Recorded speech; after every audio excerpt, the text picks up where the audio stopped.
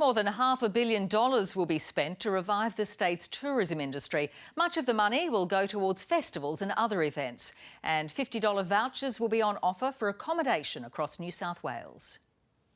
While locals enjoy the view, Byron businesses wait for tourists and trade to return.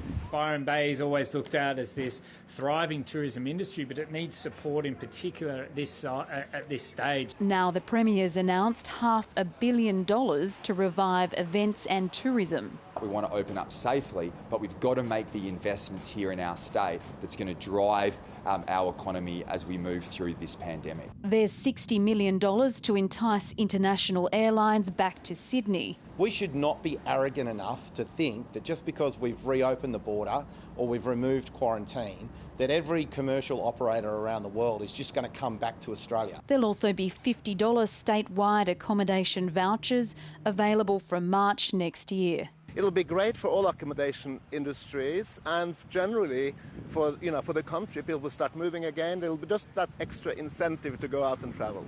Another $25 million will also help festivals relaunch. It has been devastating for many, many people, and so this is a really important measure that means that we can plan to come back. New South Wales has recorded 283 new cases of COVID-19 and another 7 people have died.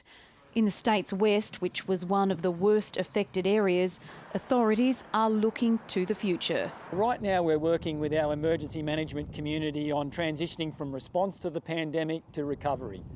And it's all about having conversations through our local emergency management committees about the things that we need to do to get us back on our feet.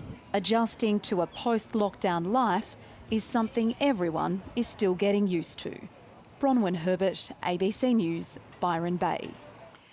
COVID vaccine booster shots could begin rolling out in aged care within weeks, pending approvals from the medical regulator.